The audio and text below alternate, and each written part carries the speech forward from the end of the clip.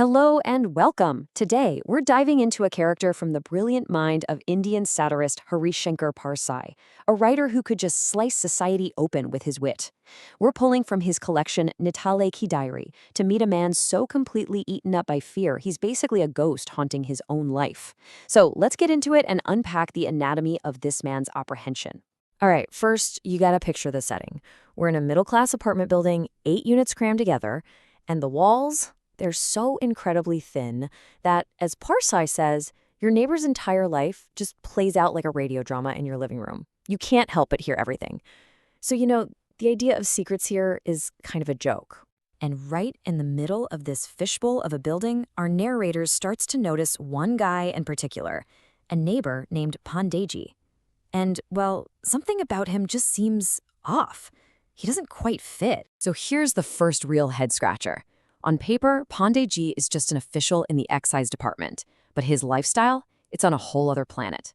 His wife is described wonderfully as a walking jewelry market. His kids are always in fancy clothes. And his whole personality, this super polite, almost painfully humble act, it just doesn't feel real. And the closer our narrator looks, the weirder it gets. He starts to realize that Pandeji's entire life, his whole way of being, is built on this deep and honestly kind of hilarious level of suspicion. I mean, check this out. The building's sweeper gets sick. They find a new one, and it'll cost each family just a few coins. Simple, right? Not for Pandeji. No. For him, this requires a full-blown 15-minute summit meeting with his wife.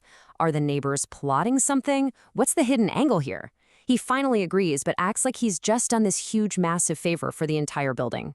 And this paranoia, it doesn't just stay inside his head, it totally spills out. Anytime our narrator has a visitor, Pandeji pops out of his door first. Who are you? Who are you seeing? What business do you have here? The guy's basically made himself the building's unpaid and very unwanted security chief. Dealing with him is impossible. It's a total catch-22. If you say a friendly hello, he panics, thinking you must know some dark secret about him. But if you stay quiet, oh, that's even worse. That definitely means you're plotting his downfall.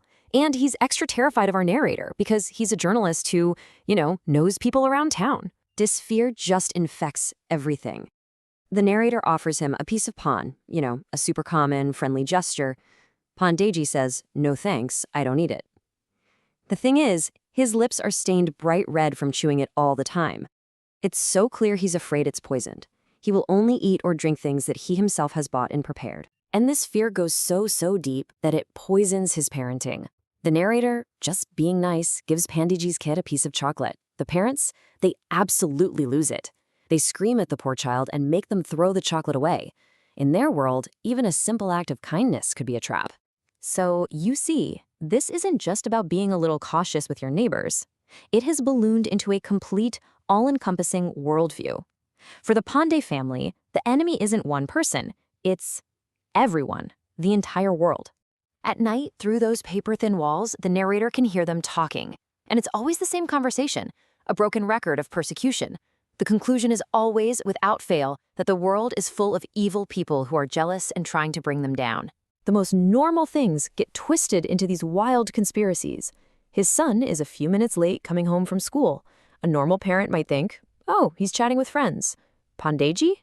His mind immediately leaps to the conclusion that his own brother has paid off a teacher to kidnap his son. I mean, it's just a spectacular jump into paranoia. All of this constant buzzing anxiety, it leads to the big question, right? What is going on here?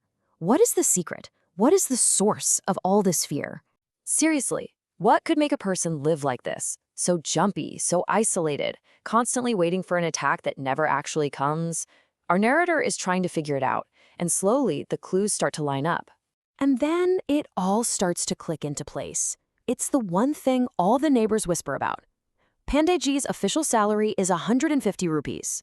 Okay, but his kids' school fees alone are 50 rupees. His wife is always getting new gold jewelry. His house is packed to the rafters with stuff. You don't have to be a math genius to see that this just doesn't add up. And then there are the visitors. These traders who show up clutching their account books wrapped up in cloth. Pandeji does this shifty look around, then hustles them inside his apartment where they have these long, whispered conversations. Yeah, something is definitely going on behind that closed door.